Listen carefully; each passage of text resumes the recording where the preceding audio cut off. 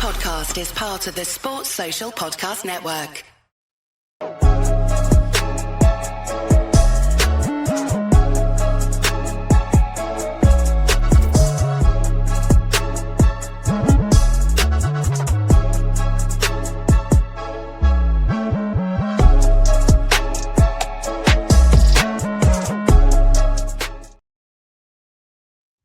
Hi everyone, welcome back to Social Media Derby, episode 132. Got a big episode. It's another Arsenal special, which feels fitting considering the week we've just had with the big 1-0 win for Arsenal at West Ham. Very controversial. We'll talk through all of that stuff in today's pod. You've also got one of the shittest ever, and I've ruined the monetization on this immediately, Liverpool Chelsea games ever seen. Meant nothing. Ended 1-1. No one cares. No one knows. We move. And then Sunderland United, boring as hell. 0-0, but we'll talk about it a little bit as well.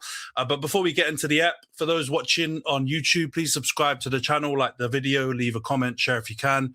And for those listening on the podcasting platforms for the audio, please follow, give us a 5-star review. All of that helps with the algorithm. And yeah, views expressed in the pod are just entertainment or jokes. I've obviously saw them already, so yep. Done us over, but we move. How are you, man, doing? 3 Arsenal, 3 happy fellas? Question mark. Arsenal. If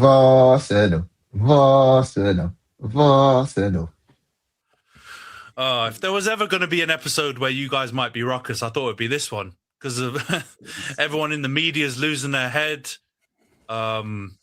complaining left, right, and centre. The only ones I think, I'll get you guys' opinion on it, the only ones that I think kind of make sense are the West Ham fans and pundits and stuff, because they're obviously fighting for their dear lives. But all the other ones, bit weird behaviour. But yeah, we'll start off with the London Stadium. 1-0 win for Arsenal. Leandro Trossard with a late goal in the 83rd minute. David Raya coming up with a big save before that from Mateus Fernandes. And then the absolute madness that was that corner right at the end. Yeah, exactly. Razor's background. That corner at the end was absolute bedlam. It was WWE. The keeper was up. Everything was going on. But the most important thing that happened was that, what's his name again? The Nacho or Pablo, whatever his name is. Yeah, Pablo. He's absolutely grips and Raya up, and the goal gets disallowed.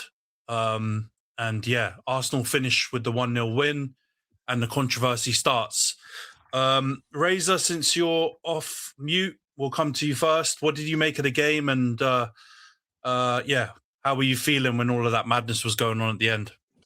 I absolutely hated it. I wanted to be sick several times during that game. Yeah, David Raya. Wow. Just so many things were going on in the Slack. We've said it bare times. I think everyone has said it at some point about Arsenal this season. Do you know what I mean? It's like being a champion or being in that position to be champions is about winning and grinding out results, even when you're not necessarily playing that spectacularly. Not to say that I think we necessarily played really badly. I just think, as has been the story of us time and time again, especially over the past couple seasons, you know, dominating the ball, dominating possession, creating chances necessarily, but not necessarily being clinical. But yeah, like we said, the thing that seems to be different this year with Arsenal is grinding out them results when we're not having those kind of days.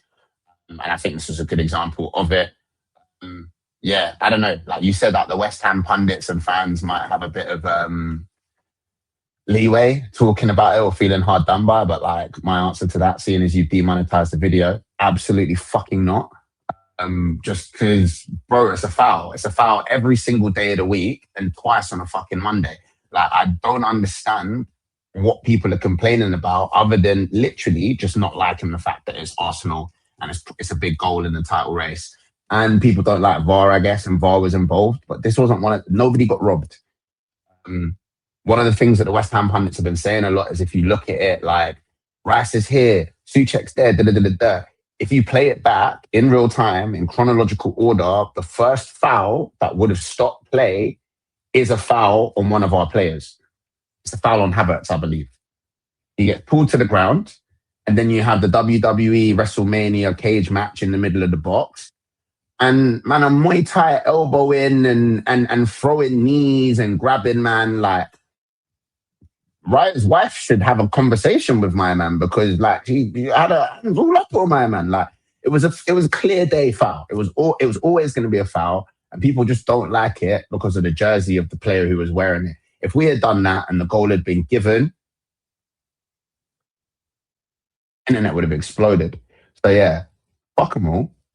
Arsenal. Bring on Burnley. Yeah, there's been a lot of I don't know if you man watched the Ref Watch segment thing that they do on Sky Sports with was it Jay Bothroyd, I think, and Dermot Gallagher, one of the old ex-refs. And I mean, even that ex-ref guy who's generally got absolute stinking opinions about most controversial decisions, was like, it's a foul. The ref made the right call. I think the only thing that they were all still debating around and people have shifted the goalpost a little bit, is around all this sequencing of who got fouled first and all this kind of stuff, which people are showing different clips and different angles and all kinds of stuff. So that's obviously caused a whole nother separate debate alongside it. And also, I think there's that mic'd up show that Howard Webb does with Michael Owen, where they showed kind of the conversation that was going on, and then people were kind of moaning because they said that the VAR kind of led the referee to the water in showing the Raya foul and not necessarily showing the other ones that apparently that were going on. What do you make of it all, Jonts? Do you think that any of that stuff has merit, or do you think it's just people doing the Arsenal agenda stuff? I mean, it's blatantly people doing the Arsenal agenda stuff. I think that is very clear. And I don't mind it as long as people just own up to the fact that that is what they are doing, instead of like hiding behind this facade of we love football and we just want to see the right decisions made. It's so see-through and transparent. And you've got people that have got zero affiliation with either of the two teams, that are not affected by the outcome of the game at all, that hype up and saying that, oh, it's a disgrace, and oh, now you want to try and enforce the rules. But Howard Webb even came out and basically said the main reason why given a foul was because of the holding on Raya's arms. So when everybody else pulls out all this other grappling stuff about what Raya was doing, what Trossard was doing and whatever else, none of that was the reason why a foul was given. None of that was considered to be a foul. And as we've seen a couple of weeks ago with Bernardo Silva throwing a man to the ground, in general, that seemed to be this season as okay. The point that is not okay, and the point that we've actually been punished on, Ben White got punished on this, was it a couple of seasons ago or one season ago? It's the holding of the goalkeeper's arm. That is the part that is not allowed, and that is the part that makes sense in the context of the earlier parts of the season around protection of goalkeepers in certain ways, right? And then people using all of these pictures of Bayern Deer, these not even slow, but just literally screenshots to try to back up the point. It just stinks. So, I mean, overall, I think it's clearly biased. I point out people like listening to the audio. I think within about maybe 10, 20 seconds of that audio, it's pretty clear that they say that that's a foul on the goalkeeper, and yet they spend another 4.5 minutes trying to find something else. So anybody that's saying that they were blatantly trying to push the referee away from all the other fouls, they themselves, before they even show it to the referee, literally look at those things for 4.5 minutes. And then when it comes time to show it to the ref, he ignores it. He says, oh, that's nothing. And he says, what's he doing with the keeper? I wanted to show different angles. So from the point of view of like consistency, forget about what the rules are. We can have a different discussion on that, right? But from the point of view of consistency, this is very much in line with what we've seen for the earlier parts of the season and last season and the season before it. So any of these people that are talking about VAR, I'm just going to point you back to, when have you seen someone sent off for 2 yellow cards in the same phase of play? You see someone sent off for knocking the ball away? If you aren't crying about any of those things and those were all okay and Arsenal just have to get over it and this, that and the other, then I'll tell you respectfully, right here, you've got to get the fuck over it. Yeah, I hear it, man. And I think the only thing that I think is, if I was just a West Ham fan, the other fans really, or a City fan maybe, because you've got skin in the game, right? Because you're up against Arsenal in the race. Is that the refs looking at things and potentially reffing things slightly differently through a season? I'm not saying that this applies, but if people do think that there were other fouls going on there, and we've seen other kind of physical activity going on in the penalty box for corners, the PGMOL have been known, as all our clubs have suffered, for like the two foul thing on Martinelli, giving something and then never giving it again afterwards because they decided that they're going to apply the rule differently. And I think some West Ham fans have used that as a gripe for them. But yeah, I think ultimately it was the right decision. That Raya foul is clear. It's not only one foul, by the way, it is two. Because there's another guy pulling him and ripping his shirt off on the side as well. So it's not just one foul, but people I guess are just they take any opportunity to go ham. And the one thing I did agree about Gary Neville with on this is that it probably was one of the biggest calls that VAR's made in so far. They probably should have made one for that. Was it West Ham and the ball, or Sheffield United when the ball was over the line type situation? That would have been up there as well. But this is like, in terms of a big call, this was a big one. But I think they got it right. In terms of the game itself, Io, you had, along with a lot of us, confusion around some of the decision-making by Mikel Arteta in the first half. When Ben White, it looks like he has done his MCL, by the way, which I don't know why Gary Neville was like attacking him on comms. It's like he was going so big on that situation. But yeah, what did you make of some of the tactics and in-game management from Arteta? And do you think he gets any credit for correcting it in the second half? He tried to throw the game. I don't know why.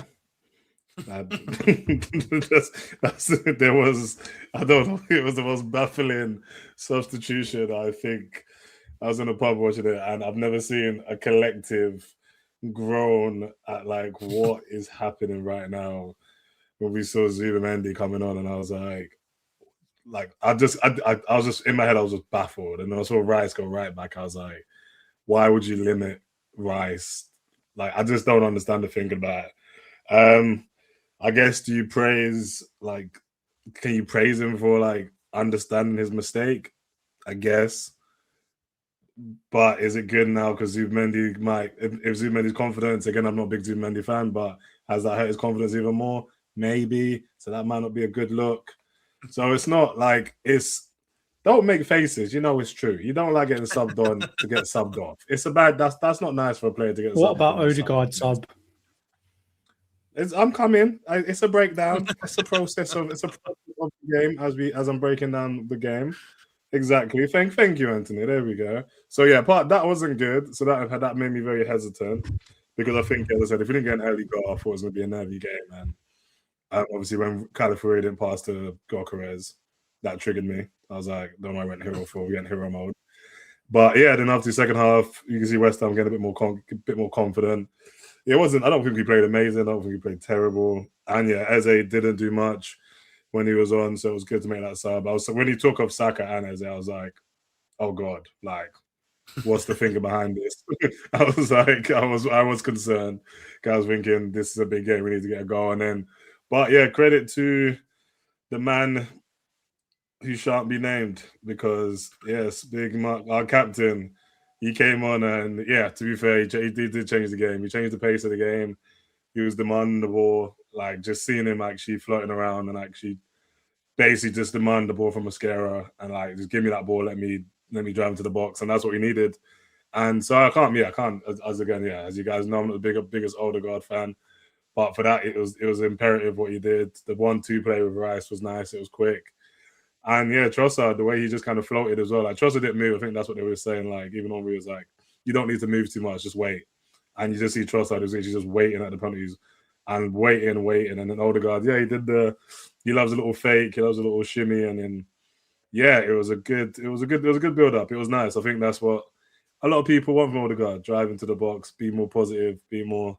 So glad that he came in the 83rd minute. And Yeah, I'll tell you, it would have been bad if we drew that game. It would have been very bad. And then I think that sub with Rice would have been even looked at in more confusion, because I don't think there was any. I still don't understand the justification for it. I can't imagine I don't know why he did it, but yeah, it was baffling. But yeah, thank all's well that ends well, and we kind of got some benefit from VAR for once in a while. And as Razor said, like, my decisions we've had in the past few years of just nonsense go against us. And yeah, Rice getting the yellow carded against Brighton was for sent off after kicking the ball away. Like, there's just so many things we've been absolutely screwed on. So, and this was actually justified. So people can bitch all they want, but they're only bitching because it's Arsenal. And yeah, it's the first time, like you said, watching that ref watch show on hearing, was it Dermot Gallagher? Or is it Dermot Gallagher? Yeah, first time watching that, and him actually saying something that made actual coherent sense by saying, like, it's the sequencing of how the incidents happen, and the first foul was on Raya. So yeah, it feels good. I think as Arsenal fans, it's used to be hated, but now the hate is more because it feels like we're going to win, and everything we've been like bullied about or taking the piss out of. I think now rival fans know that if we get the trophy, it's just going to be even more unbearable. So I think this is why the negativity and the vitriol is just coming out from all forms of fans and all forms of media. And 2 more bloody weeks. But until I see the trophy, and as I said, if we do get the choice of lifting that trophy, Odegaard can lift it with Saka. That part won't make me anymore. But yeah, it has to be a joint lift. We ain't doing no single lifts out here. Big Sax needs to Ireland. That's the only way I'll be happy. All right, I'm glad we've got that on record, that you will now accept the joint lift of the trophy with Odegaard. But I agree with you, man. He came on to the field and had an impact. And I know you guys have kind of, I think rightly, the question marks have been on him for some of his form this season. But I think whether it's him off the bench or Eze off the bench, the one thing you can say is that you guys are getting some impact off. I'm not going to use this finishers crap that Arteta says, because that's ridiculous. But you do get impact off the people coming off the bench and changing the game. Because I thought he was good. I think even Havertz was just doing a little bit, and just that bit of energy, because it did look like Gyökeres ran out a little bit of energy at the end. I think he had a tough day because you had those three. Was it Mavropanos and Todibo and the other centre-back marking him throughout the whole game, so he couldn't really get too much change. But just having Havertz there as well, I think, caused a little bit of chaos. But yeah, you get the dub, man. And now, obviously, City have followed it up with a win yesterday, 3-0 against Palace. So the lead's back to 2 points again, and they're ahead on goal difference by a goal, and have scored quite a few more goals than you guys. So it's pretty clear now what the remit is. Just got to keep winning the games, and you guys will get the title. But I did want to ask you lot: do you think it will even make it to the final day? Because you guys have got Burnley on Monday, and then City have got Bournemouth on Tuesday. Do you think it will even make it to the following weekend? Jonts, do you think you could have it wrapped up on Tuesday evening? No, I think it's going down to the final day. I think people are visiting Bournemouth. I think Bournemouth are good, don't get me wrong, but getting to the end of the season, Pep's just got away with basically rotating the whole team and hammering a team that's relatively decent. And I don't see that. I don't see Bournemouth even drawing that game. I think they could maybe make it like a 2-1 or something like that, but I don't see them losing. So I think it's going to go down to the final game. And I think we need to try and break their spirit, because, obviously we thought we'd broken it more recently with the Everton draw and so on and so forth, and with even our win over Fulham. But they have so many lives, man. They just keep coming back. And I think this is the part where we need to put them to bed, and we need to go and absolutely hammer Burnley. Because I think the last thing they want is they beat Bournemouth first. Haven't they also got like the FA Cup final in between that time as well? Yeah, they've got Chelsea on Saturday. So they could be riding on a high if they win that, because obviously Chelsea look hideous. So, I mean, if they win that, they win the Bournemouth game, and we slip up against Burnley in any sort of fashion, then you've got to have them to pip the title on the last day, right? So we have to go out there and just absolutely batter Burnley. It needs to be a 3-4-0 hammering to break their spirits again, because I think their last game of the season is against Villa, who have looked absolutely diabolical. And they've got, I think, is it Freiburg? They've got Freiburg like a couple of days before that in the Europa League final. So they're probably going to win that and they're going to be on the beach already. And I imagine that game week 38 match against Villa, City are going to hammer them. We need to go out, hammer Burnley first, and then we need to go out and hammer Crystal Palace on the last day.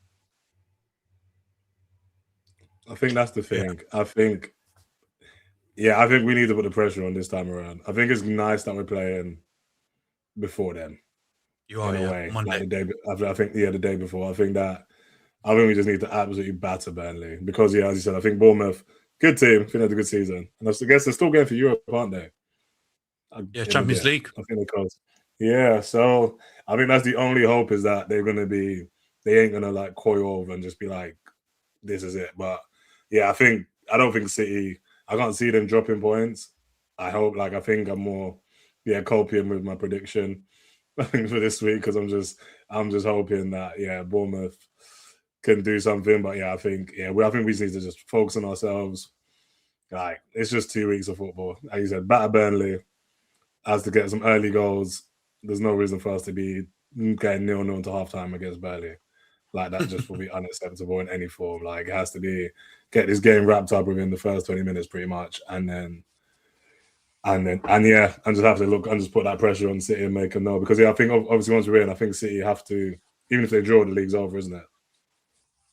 I think it won't go down to final game. Yeah, so exactly. So you put that pressure on them. They might, obviously Pep will knows how to coach them. I don't think they're going to crumble, but any extra pressure you can apply to them is better than having none of it. So go out, look convincing, and just hope. The only other thing I'll say is that, like, City slip up against the teams that you don't expect them to slip up against, and they batter the teams that they're supposed to slip up against. Like Brentford, you would expect that to be a harder game, and they hammered them. But they're slipping up against, like, Chelsea, where you expect them to batter Chelsea, let's be honest, right? They slip up against, Everton or Tottenham. They slip up against the teams where you're expecting them to hammer them. And the fact is, the teams that you'd expect them to potentially struggle against or maybe have a hard time against are the exact teams that they bat. So that's why I look at this Bournemouth game and I look at their record of won it. I don't even know if they won it. I think it might have just been a draw, but I don't see them overturning as much as for playing. I just don't see that changing. I'm sorry.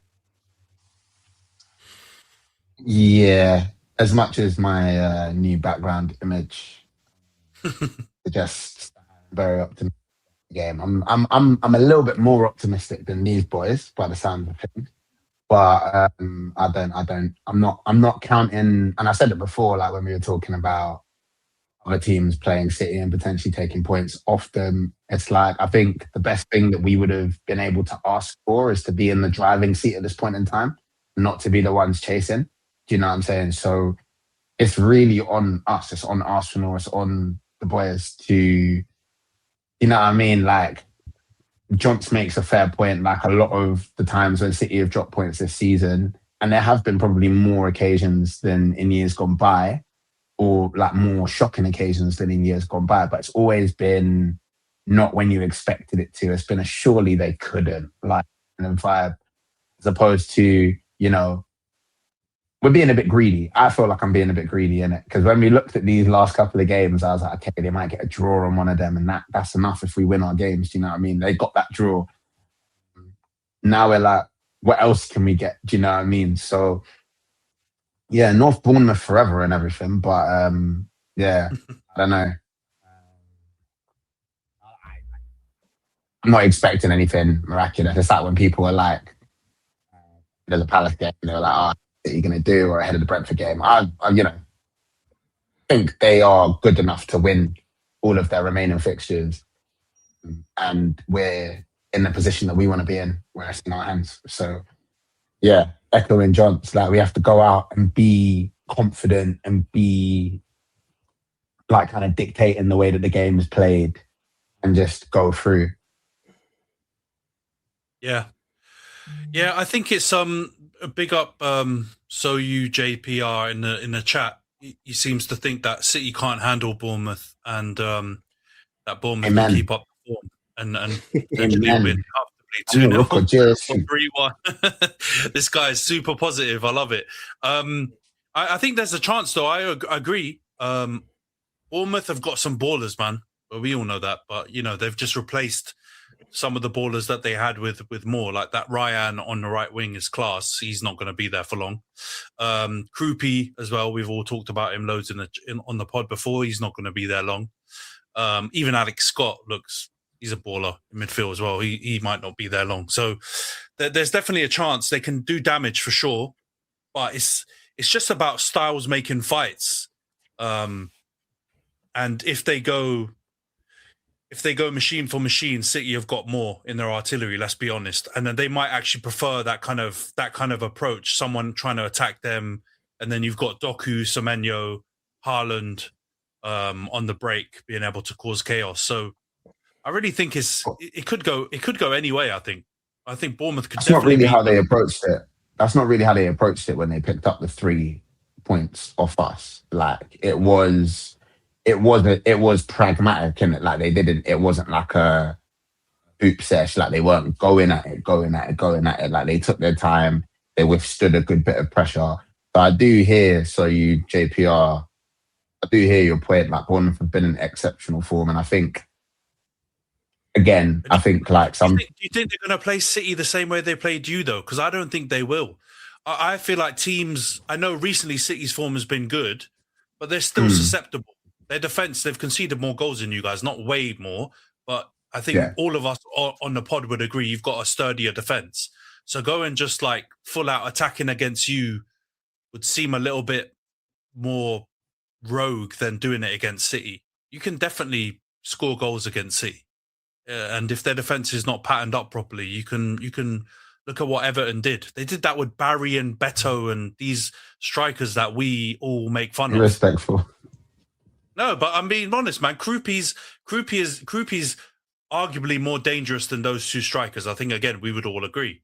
So if you give those chances up, Bournemouth they could tuck them away that same way. But if City are on it, it could be a big score. Like, we went 4-4 with Bournemouth. So City could easily, I was about to bring that up, Mr. XG. That was the beginning of the XG round. Don't think we forget about that one. But no, I think as well, but it won't. But then City's got the final on Sunday, and then they've got to play Tuesday. Or the final. Yeah, but we saw against Palace, like them man's second string. They're not second string players, bro. Like I looked at it. I looked on FPL, and I have 3 City players in my team, and I saw 0-0-0, and I said, "Let me look at this lineup." And I looked up at the lineup, and I said, "Damn." Like still bare skeng there. Like I don't, and but Bournemouth are better than Palace. Yeah, but imagine Chelsea. Imagine the game doesn't go well. That could affect. Fingers crossed. Like they might not get battered, but might not affect their confidence. But if they lose and then they've only got 72 hours, as Soyu says, they've only got 72 hours to freaking rest and come back. It could be a mental thing. So I know obviously, and if we batter Burnley. So if they lose the final, we batter Burnley, then they've got to play a Tuesday against a Bournemouth team that's going for Champions League. That's like a nice trifecta of things that could work out in our favour, in a way. Hey man, things have been working in our favour. I'll take it. But I'm thinking the opposite. That's more Arsenal, isn't it? That's more Arsenal. They're going to batter Chelsea. They're going to batter Chelsea and take off their first team players in like the 35th minute. We're going to have a shaky 1-0 win against Burnley. Yeah. Bournemouth are all going to get drunk on the weekend for some reason. Yeah, that is more Arsenal, isn't it? But it hasn't been this season. This is the big thing I was going to say about City, right? Do you remember when they were on course for the treble And bare people have a conversation of like, oh, who do you want to win it, etc., etc., or what do you want to happen? And obviously, most people were just saying like, you know, we obviously don't see it, etc., etc., right? And my big argument was, I want them to get complacent because at the moment, or at that moment, they seemed almost unstoppable. And I felt like the only thing that could stop them was themselves. And so my argument is exactly the opposite of Io's, which is I actually hope that they win against Chelsea in like the fucking on penalties or whatever it is. They all go out on the lash. They think, oh yeah, we're going to go and batter this next team as well. And then Bournemouth put them to the sword. Like, I don't want a hungry one. Like, you know, as soon as they get hungry, we're going to give PGMOL allegedly a call and tell them, you know what, give me a favour. They're going to turn up against Bournemouth and win 3-0, should have 3 penalties against them, right? Like, I want them to be, you know, all fattened up. I need them to be complacent. I need them to be fucking about, and then Bournemouth come absolutely batter them. No, but saying I am in between. I'm with Soy on the chat. Like, bro, I don't care how we get it. Remember when I was telling Ayo, like, at the start of the season, like, if we score corner goals and 1-0 and haramble our way to the league, I don't care. Give me the title. I don't care if we win 1-0 against Burnley and I almost like piss myself. I don't care if we play and we win 1-0 against the Palace team that are playing their under 18s because they want the 10 mil for Eze. I just need the trophy. I don't care how it happens. I don't care how gas City are. I don't care how bleeding Chelsea are, Reece. I don't care. I just need the prime. I need it. I need it. I'm completely with you. But then, Johnson, you say you're the hungry one. When they beat us in the Carabao Cup, look how much it spurred them on. They just hit like a new gear after that. I think so. That's why I think them winning just gives them confidence. So they like that. That's the only concern I'd say about them winning and them being hungry or complacency. I don't think they know what complacency is. Like when they beat us, they just went into a new gear. They kicked in and just started. Like they did in that final, and beating this current Chelsea team are two very different things. Like without saying too much about like without going into it too much, like they're two very different things. Like someone hit me up at work about a Chelsea like question. They were like, oh, like we're looking to get some Chelsea content creators to do X, Y, and Z. And I was like, right now, bro, I don't know who to recommend. I don't know what to tell you. I don't know what you're going to get. You're probably going to go there with someone you think they're professional, and halfway through, they're just going to start swearing at the board director's box and screaming blue co out in it. Like the vibes there are on the floor in it. So I don't think like Pep is not like you can G up your team after beating Arsenal and being like, see, they said that they have the best defense in the country in Europe. They're the best in the land. That's meant to be the best. You just have to chase them down. They can't handle you. That's very different to beating these, man, bro. Like, let's be real, innit? Like, Jonty's probably right, innit? If you get a psychological boost of beating this current Chelsea team, and no disrespect to them, because they did what we didn't do in this competition and got to the final. But at the end of the day, I just think that's hubris rather than like motivation. And if they beat Chelsea and go, even if, to be honest, if they beat Chelsea and then go, oh yeah, we battered Chelsea, we're going to batter Bournemouth. Like 1 + 1 is equaling 11 to them. Do you know what I'm saying? Just based on the form guide. So I hear you, but I don't know. I'm not sure. I agree with you, bro. I'm not sure how many of those things are actually at play. I think if they absolutely batter Chelsea, the HP it will be +5 probably, and they'll go with a little bump into the last few games. But I think if they just about beat Chelsea or lose to them, I don't think it makes a difference because we got to remember it's Pep Guardiola. They've won everything. Club that we're talking about here. If it was a team that had won a bit less and you're going head to head, I think the things that John's saying totally valid, will play a big part. I think the boost or whatever you're talking about, Ayo, will play an even bigger part. But with City, I just don't know, man. I know a lot of the players haven't won that much, but I think under this manager, I think it's more about the games themselves than like all the things at play. I think the only way that it can have like a material impact is if you guys fuck up against Burnley. Don't get me wrong. Then I think, yeah, okay, that can really do something for them because they know it's in their hands again and they can try and play a game in a different way. But yeah, it's going to be fun either way. But let's move it on past the Arsenal and City stuff and the title race. Let's go on to Liverpool Chelsea. Finished 1-1. Yeah, it wasn't the greatest game, I have to admit. But I think this is probably the week that Reece has missed, where he could have actually said a few positives for the first time in a couple of months, because they scored a goal, they didn't lose, and I think they overall played probably slightly better than Liverpool. I don't know what you man's opinions are on it, but I think if a team had to win it, they probably just about edged it. I think for me, Stonewall penalty on Pedro. Don't know what's going on with that. That was absolutely a penalty, and yeah, they probably could have come away with 3 points. But yeah, Gravenberch and Fernandez are the two goal scorers, and it ends 1-1. Io, what did you make of the game? Do you think I'm being overly positive for Chelsea, or do you think Liverpool maybe deserve to win? I think they're just both two shiny pieces of turds at the moment, unfortunately. Liverpool, Chelsea just in disarray, as Reece even said. Me hoping for them to do something on Sunday might be, yeah, exactly. That's Reece. I don't need to speak. Exactly. It's Reece's lack of positivity is brilliant, but yeah, I don't think Liverpool. I don't think it was ever going to be a great game between both. But I think the Chelsea's bar is very low at the moment. So I think them even coming away with a point in that game. And yeah, it seems like João Pedro can't. And João Pedro's been he's been hitting a bit of form. Enzo, good finish. But I think overall, I think it was an even game. I don't think there was too many major chances on both sides where like anyone can be like aggrieved that they didn't win. But I think there was a penalty try. I think a penalty claim for Pedro at the end, wasn't there, something? And they were saying actually that could have been a penalty. So maybe Chelsea fans, but I think any situation where Chelsea don't lose at the moment and they score is a win.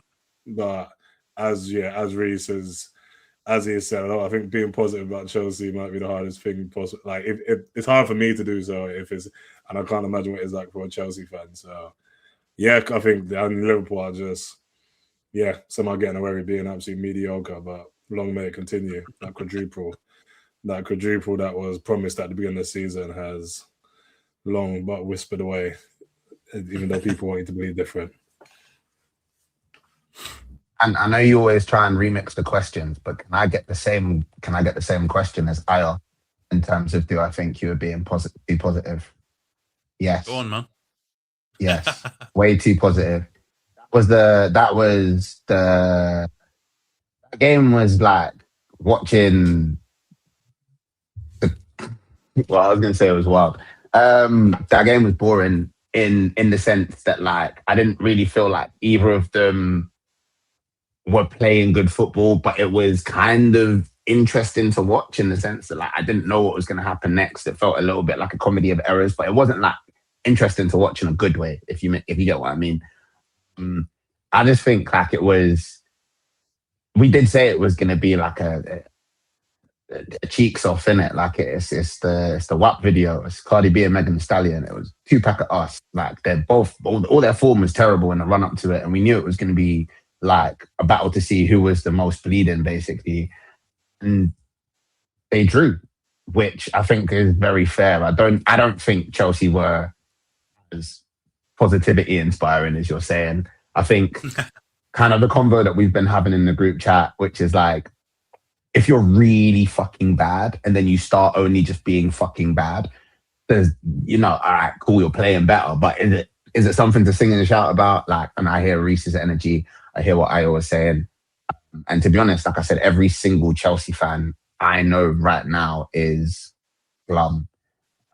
I think they were more bothered about the decision in our game than they were about the result of this game because they've all given up. And that made me feel beautiful. It's wonderful. It's a delicious feeling. I hear what you man are saying. The bar is definitely in the pits of hell with them. Like, obviously, they're and I've lived through it last season. They're not quite at that level in terms of the table, but they're playing really badly. But I do think there were some moments in that second half, at least at the beginning, when they scored that disallowed goal, and I was just like, they're actually playing semi-decent. They're actually patterns of play. Cole Palmer didn't look completely useless, which has been a change for a good few months. I think Colwell actually makes a pretty big difference to their defense. They didn't look quite as bad. So maybe if he comes back into the team, things can change a bit. That goalie that they have is absolutely shit. And Jonts preempted me in the group chat, but he should save that. Gravenberch, that's not a worldie. It's well within the range for someone to save it if you're a decent goalie. But overall, I thought, yeah, man, come on, man. Reece has come here, and the screenshots people would have of his face during every single pod recording, you'd think he's locked up, man. He looks absolutely like he's lost the will to live. So from That's that because level, of his internet connection. yeah, that's partly part of it, and the grey tracksuit might also be playing a part as well. But he, come on, man, that was definitely something to be a bit more positive about. I know, you know, shiny turds, as I said, is probably true, but yeah, I would be more upset if I was Kem. Obviously, many reasons why, but from a football perspective, Liverpool looked worse. They looked terrible, man. Like nothing, and they were at home. Like they just looked. It was poor. As soon as that first 20 minutes was over, there was nothing from them, and Arnie Slot was getting booed because the young lad got taken off. Rio got taken off. Like these Scousers are losing their mind. This is not their normal behaviour. They don't boo the manager. So we booed the ref when we lost to Bournemouth, by the way, and people had a lot to say about it because they thought we were booing our manager. They thought we were booing our players. Yeah, certain people who support teams halfway up the country when they live in metropolitan line stations, in particular, them men are booing their manager for making substitutions. Like, and again, I said it to Lana when we were talking about some of his Arsenal favourites, innit? You're a big club, man. You're not supposed to be putting all of your hopes and dreams on a teenager. Like, this isn't your problem. You know what I'm saying? Like, if he can't take off how old is he? I don't want to like misage him. He's 18 and 17, 18. If he can't take off the 17-year-old and you can't like, and you can't make shit shake against an awful Chelsea side, again, at what point do we like? I don't know. Like, I just feel like it's a bit like two-dimensional. I feel like we've already talked with our resident Liverpool fan about how it seems like some people are the chosen designated like scapegoats of the fan base, and some people are untouchable regardless of what they do or say. And it feels like Slot is this season the scapegoat, regardless of how players play or regardless of how things go in matches. Do you know what I'm saying? In terms of their performances, and like the system is a problem. But if we're being real, that Liverpool side, with the players that were on the field, should have enough star quality to comfortably beat this Chelsea side. That should be the bottom line, isn't it? Like when you start getting into I just feel like it's a bit of a, excuse the pun, cop out. Like it's a bit weak. Like, oh, you're booing the manager because he's taken off the 17-year-old and the 17-year-old is playing well. But like, bro, there are big man in your squad earning big man money. Like, are we not expecting stuff of them? I don't know. I would say that I said the same thing to Lana when we were talking about MLS and Ethan last season, this season. I've said the same thing when people have been like, oh, why didn't we bring Max Dowman? Because he's got GCSEs to do, bro. Like, relax. Like, we're a big six side. This is not like a League One push to the Championship or something. Like, I don't know what to tell people. So that was just, I thought that was a bit like, yeah, booing your manager for making a substitution. And also, like, I'm not gonna lie, like, you're meant to be supporting your team, innit? Like, I'm a player who's got brought on and they're booing the substitution. That's not gonna make me feel great. Do you know what I'm saying? Like, oh, right, they prefer if I was still on the bench. Yeah, like Liverpool are in disarray, but I think the fans are getting a bit more. I guess, yeah, I see things every week and I wonder how we get labelled as being the most unbearable fans in the Prem. There's a 4-letter channel that probably takes up most of the reasons for most people. But yeah, and you know what? I love what you described because I've lived through that at United when we've had saviors like fucking Garnacho and stuff when he was 17 and people getting upset about it. It's a sign that the club is in the pits of hell. So I was smiling, man, when it was going down because I understand where they're coming from.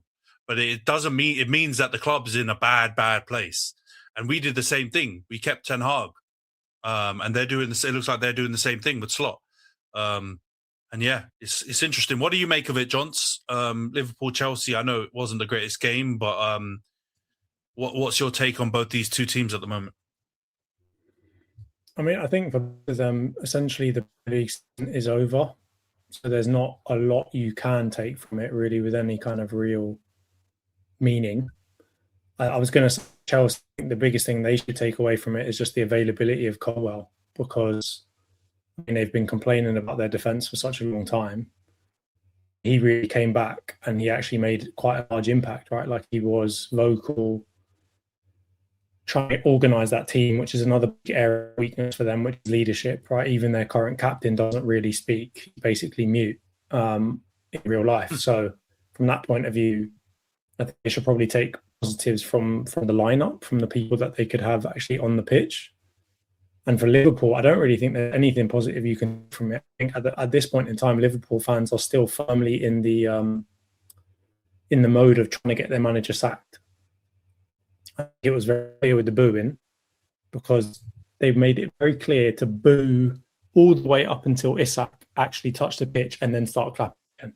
So they made it very clear who they were booing and what it was for, and it was very clearly for Arne Slot. And I think they kind of poured. I think the board have actually poured, gasoline on the fire by kind of coming out and essentially saying that he's going to stay long term, because there was this up and down where he was talking about he's not sure he's going to be there next season and this, that, and the other. And I felt like that kind of placated the fans to a point where they were getting back, behind the team. And more of this kind of recent news that he looks like he's going to stay long term, I feel like they're fed up and they're just going to do whatever they can to get rid of him now.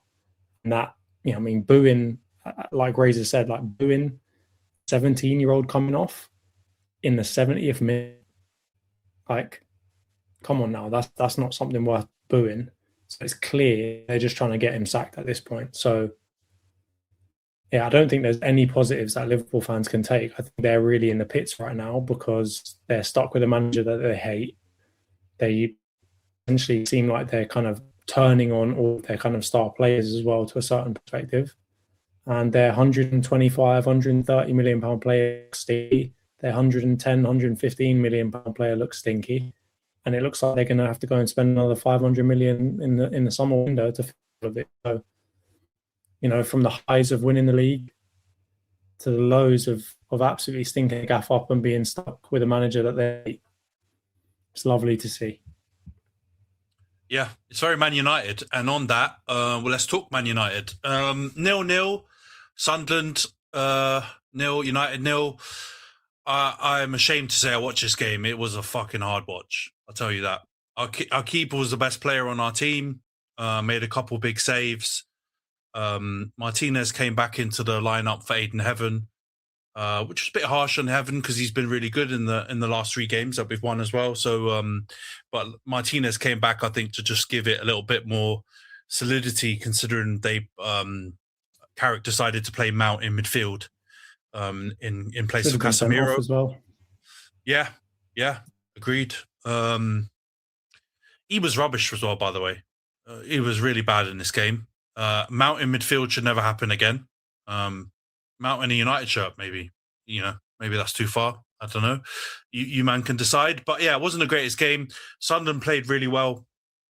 I don't think they had quite a lot of chances, like half chances. There's obviously the Siddiqui one that Lamman saved in the first half. I don't know why he didn't carry on running into the box and get a lot closer to goal, because he was clear through. And I think if he did, he probably scores. But I think the fact he tries to take it early probably helped Lammans in the end. And then there are a few half chances in the second half where Lamman made a save. I think the only shot we got on target was in added time, Cunha, right at the end, and he probably should score it. But yeah, XG-wise, it stunk for us. And in real life, it actually stunk as well. It wasn't the greatest game. But it ends 0-0. the fella with the big hair is not getting a haircut this season, so we've got to hear that shit over the summer. So that's lovely. Add that to the Arsenal stuff that we'll have to hear as well. That's going to be lovely. And yeah, rotation players didn't do well. Mount, as I mentioned, wasn't great. Xerxes up front wasn't great either.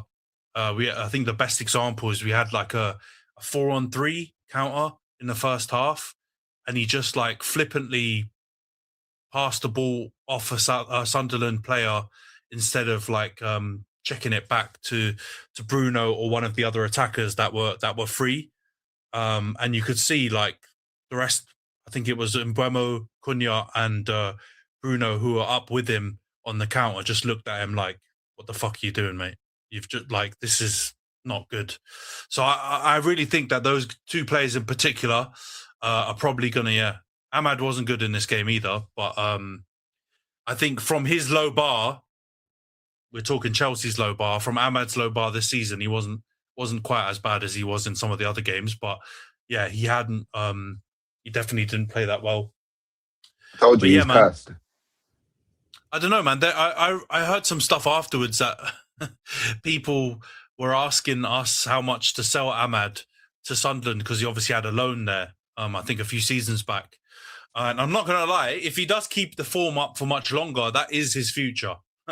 If barring Sunderland going down or something, if they stay up, that could be where he ends up if this form carries on for next season. He wanted to be a joker. Yeah. He swapped his tech for Twitter engagements, and now look at him.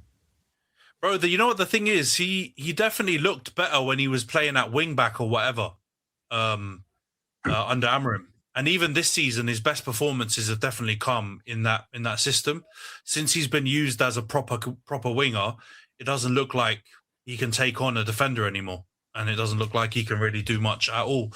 So it's full from whatever grace he had.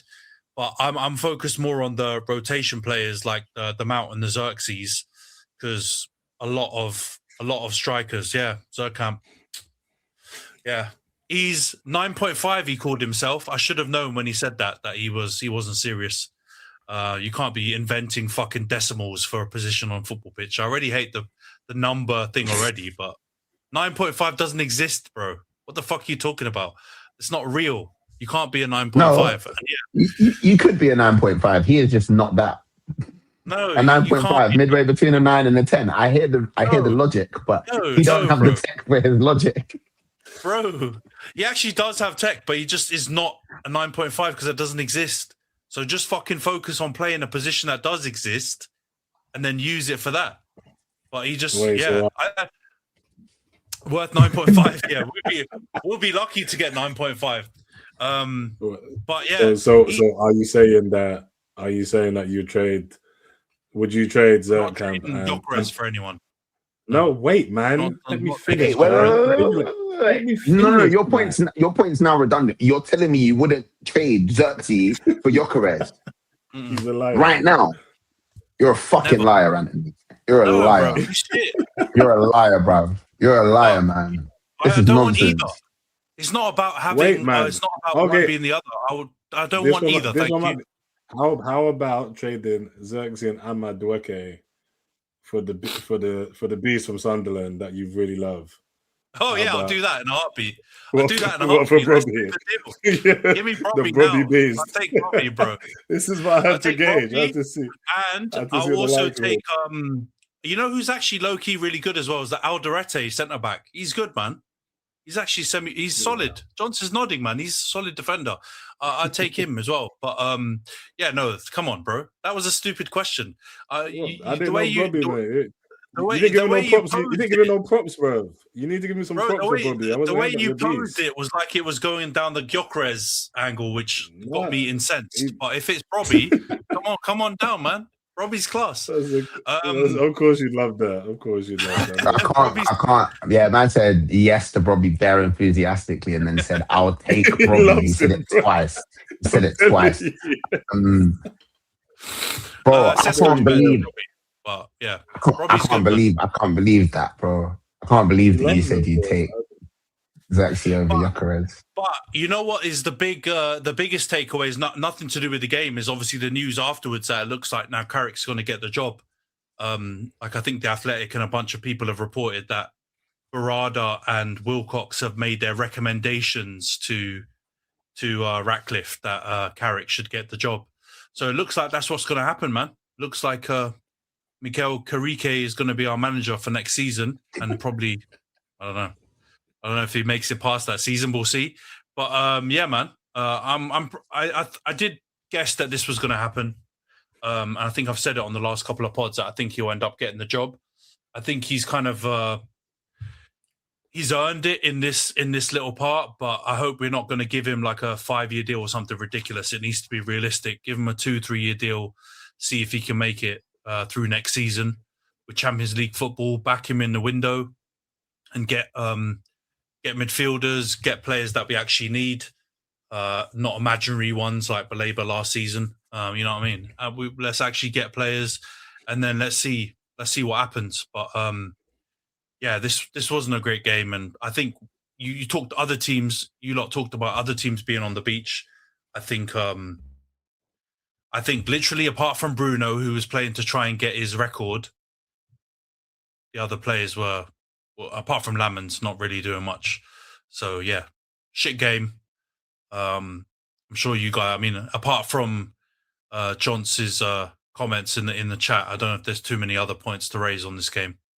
I don't know if you've seen, this is kind of, it's related but not related. Have you seen I saw a snippet of Ferdinand talking to Casemiro about Carragher, and the man, I didn't realize how much them two dislike each other, but it's brilliant. Absolutely. He just drops Carragher's leave the football before the football leaves you. And Casemiro just kind of laughing at it, the fact like, who is this guy and how does he have a leg to stand on? And I was like, this is going to be the hatred between Carragher and Ferdinand. It's not something I saw coming, but they do not like each other. They've been throwing digs for years, man. And then you see them on a podcast, and then like Carragher's suddenly quite cordial, but then he's on like CBS and trying to take digs and different things back at Rio. So it's obvious that they don't really like each other. But that interview with the Casemiro, it does make you deep it. Imagine you've won 5 Champions Leagues and some yappy guy who's disrespectful as hell. Shut up, bro. But the thing is, on the pitch, it was rooted. He was too extra about it. It was rooted in some form of truth because Casemiro wasn't playing well at that time. So I kind of understand the idea of just saying Casemiro is not doing well, but you don't have to do all of these other things. Yeah. Leave the football before the football leaves you is rude. 5-time Champions League, that's a rude bar. That is a rude lyric to drop. Like, that's, bro, I seen, and Thiago Silva's a great example, I think, when he was at Chelsea and things weren't looking so well for Chelsea. And people were very respectful about it. They were like, look at my man, bro. Like, this is not what he's doing. Look at him. He's scrambling and trying to tell 4 players at once to not ball watch and follow their man. This isn't how we should be. Like, you're talking about him like he's a legend. Do you get what I'm saying? He's a legend in the midst of fuckery. You're not detracting from what he is to criticize where he is and what's going on right now. Like, you're acknowledging that he's had a good career in that. But yeah, I feel like my man's got like a little bit of you see it a little bit with like some of the pundits played at, lesser teams, your Gabby Bonglahors, your Troy Deeney's, you know what I mean? I say pundits, that one's doing a lot of heavy lifting. But you see it's a little bit of insecurity, like the way that they come at players that are playing now that are infinitely like more gifted and talented, have had infinitely better careers than them, and it seems like soaked in fucking salt. Like, that's where it is, isn't it?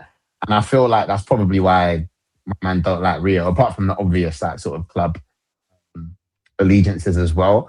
I think like Rio was really that guy when he played, you know what I mean? Like, nobody really, if people don't like Rio, they don't like Rio because of Rio, innit? Like, or off the pitch antics. You know what I'm saying? Like, it's not nobody really talks about him when he was on the field. Nobody disrespects his opinion on the game because they know that he really was that guy. He backed his talk. So I think people just have a level of disrespect for my man that is there because people don't rate him in the way that he talks as if he should be rated. You know what I mean? Yeah, but so I usually agree with any kind of Carragher slander because he talks out of his arse more than half the time. But you've got to admit, to leave the football leaves you. He's dropped a bar there that will live on forever now, that we can use for other people in the future. It's just you've admit if people are going to talk shit, at least deliver a bar like that. So I'm actually thankful for this, and I quite like this little beat. And I thought Casemiro, even want to say his name, was hilarious. It's like didn't he get pied off by Cristiano Ronaldo as well that one time when they were trying to interview, and he didn't acknowledge that he was there. Like, this is the kind of drama that you love to see because Carragher's full of it, but that bar is going to live on for a long time. It's a good bar. It's a good bar. I respect the bar. I always respect good bars. You know, you need to look at who the rapper is. Some of these rappers don't live their raps. And I can respect the wordplay, but you know, if it was written by a ghostwriter, if you're not living your raps, if you're a dweeb, the lyric starts to lose potency. That's my opinion. I'm looking forward to us dropping it on other people who are more deserving of it in the future, and it will probably feel better when we do that, as long as I've managed to like Jedi mind trick myself into forgetting its origin source. I also feel like it's a bar you can use on someone like, like Garnacho or Madueke. I don't want to do it because he might be winning. Yeah, exactly. Like, there's nothing to Noni because I thought I knew you wanted to say Noni's name. As soon as you started the sentence, I was like, he's gonna send for Noni now. This doesn't even make the football leaves you. Bro, the examples you're using don't even make sense. These are guys that have done fuck all at the beginning. Like at least the football never came to them in the first place. Yeah, the bar was used.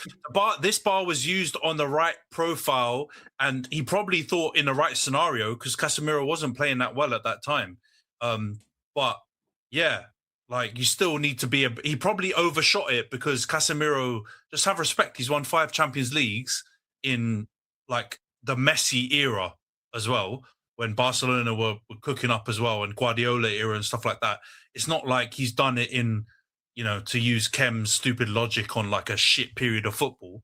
So just hold off a little bit longer and just wait to see a little bit more evidence of him being shit before you go with the bar on him. We discussed this. We discussed this in the IG chat this week, though, and it is the byproduct of our media and the way our media is set up now, and like the fact that everything has to be a little bit contentious.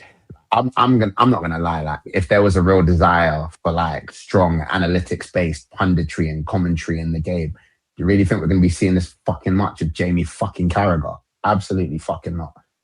No way. People want entertainment. They want strong, outlandish opinions. They want people who piss people off, rub people up the wrong way. And that's why my man's getting paid. And, you know, fair whack to him, but allow it.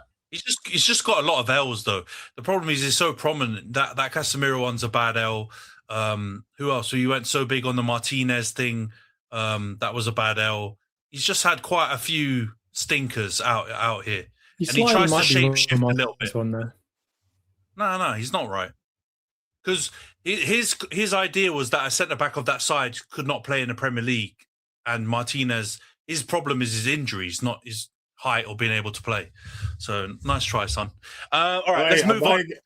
I might give Carragher love with that one, Johnson. No. That's a surefire way that I know I'm right. If I was dropping in saying he's right, then I know. So I don't want to say you're wrong, yeah, but if all three of us agree on something about Jamie Carragher, you might be wrong, bro. I'm just saying that. Like, it might be a struggle. Let's see how Martinez finishes the season. All right, let's move on to the predictions. Yeah, bro. That's a big Ant Chang dub though. If Heaven does come in the team and you know it. All right, let's move on to game week 97. That is a dub, bro. Don't even try it. It's not a dub. If he moves into the team because your midget centre back isn't at Premier League level, it's not a big dub. He's still not. It's still. You said that we were pissed that he wasn't at Arsenal. Yeah, all right. That's not. We're going to get screenshots of what I said. That's definitely not what I said. All right, let's go on. Move on to the predictions for game week. I have, for sure. That's not one of them, though.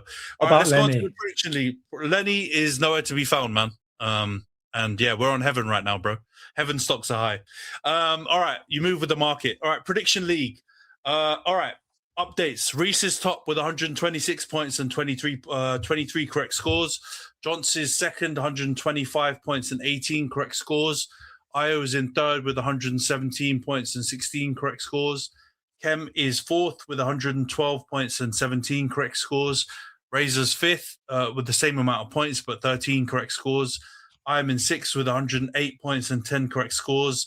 And Nash is bottom, 86 points and 13 correct scores. Everyone got their predictions in except Nash again. But yeah, he's given up. It's not even breaking news at this point. We just keep it going. He's Wolves. Yeah, exactly. Wolves had a bit more fight, I would say. All right, let's start with Aston Villa, Liverpool on Friday. Reese has gone 2-1 Villa. Johns, what's your prediction in this one? 2-1 Liverpool. All right, 2-1 Liverpool. Io, what's your prediction in this game? That is good to hear. I've gone 2-1 Villa as well. The comeback. This is where we make the gap up, people. All right, I sent my predictions like 2 weeks early, so they might be a bit out of date, but fuck it. That's a lie, by the way. We haven't had 2 weeks to predict these games. He's chatting shit. It was a game week early. No, I sent them. Not 2 weeks ago. Yeah, I sent them before the last game had finished. But anyway, yeah. Okay, that's PTSD. It might not be a lie, but it's trauma. Definitely is. He sent two sets of predictions at the same time. So yeah, Kem's gone 1-0 Villa. Razor, what's your prediction in this one? 2-1 to the Villains. Right, 2-1 Villa. I've gone 2-1 Liverpool. Villa have got that Europa League game in between or afterwards, so I think they might rest some players. You know. Can we Liverpool, see the regret on Jonty's face is crazy. That's a bad sign. If Antony has predicted the same thing as you, there's a reason why he's sixth, bro. Logic, bro. Logic. Come on, man. There's so much regret. You looked at everyone who's gone this way, and I swear, wait, Kem, who else predicted a Liverpool win? Was it Kem? No. It's just me and John. Just me and John. Everyone else has gone Villa. The only way it could be worse is if Musa had submitted and agreed with me. Well, you know what's even more funny? I feel like Musa's been right a couple of times. So. There's more regret on Jonty's face now, and he's put results in than there was when he put no predictions. That doesn't even. There's no risk when he doesn't put predictions in. Of course, he's just like going with the flow. All right, let's go on to United Forest. So this is because the FA Cup final. There's no Saturday game, so this is a Sunday game. I think at 12:30. United Forest, and Reese has gone 2-0 United.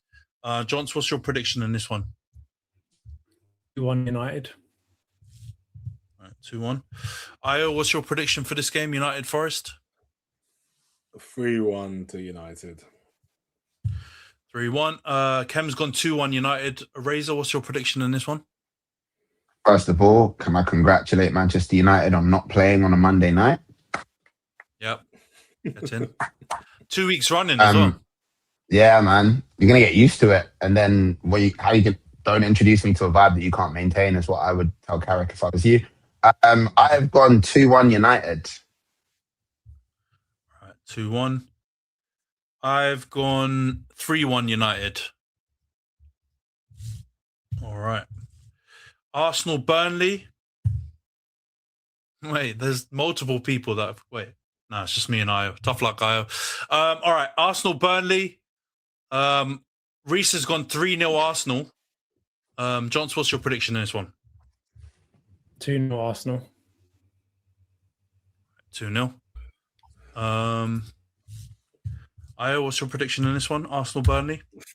3-0 to the boys. I think I'm going to be joining Reese, mate. That second place is looking tantalising right now. I've got the thing. The catch-up happens this week. All right. Kem's gone 2-0 Arsenal. Razor, what's your prediction in this one? I went 3-0 Arsenal. I nearly went 4-0 Arsenal. And then I went 3-0 Arsenal. All right, 3-0. I've gone 2-0 Arsenal. All right, Bournemouth, Man City. Reese has gone 2-2 draw. John, what's your prediction in this one? 2-1 City. All right, 2-1 City. Io, what's your prediction in this one? I've gone too tame, I think. I've gone 1-1. So we're hoping. But I think 2-2. I think 2-2 seems likely now. I've heard it. Yeah. Kemmer's gone 2-1 Man City. Razor, what's your prediction in this one? Bournemouth City? What you're saying. Because I've gone 2-2. All right, 2-2. I've gone 3-2 City. All right, Chelsea Spurs. We talked about absolute rubbish top 6 fixtures or big 6 fixtures. This one's up there again, isn't it? Chelsea Spurs. Fuck me. This is going to be terrible. The only jeopardy is I think Spurs. Did you man see that? Spurs Leeds as well. They're absolutely shit the bed.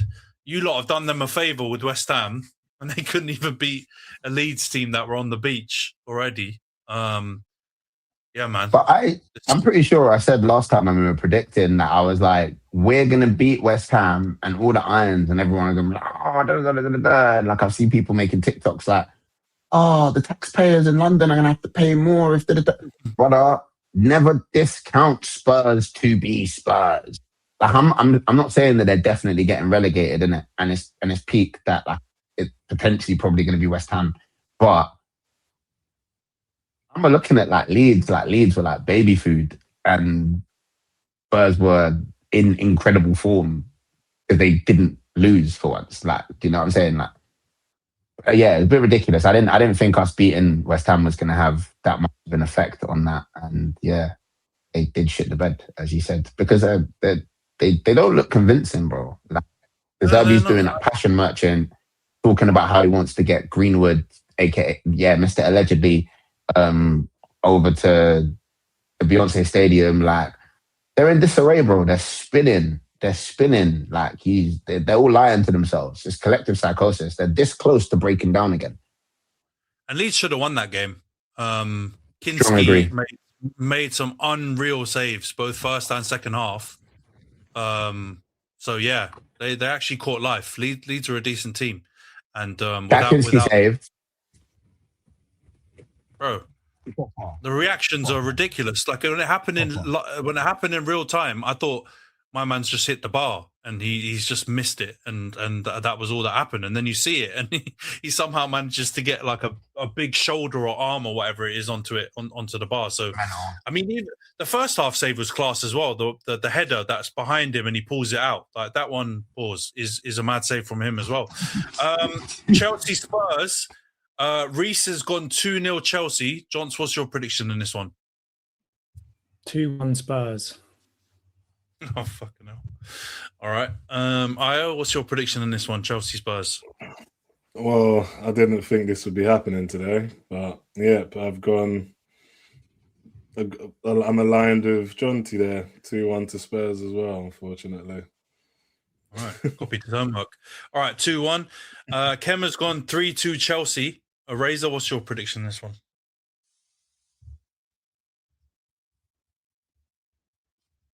I don't like this now.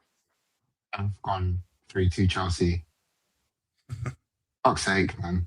I'm going to get away from this prick. Yeah. Ending on a strange note. All right, I've gone 2-1 Chelsea. I don't even think it matters if Chelsea play second string. They just will beat Spurs.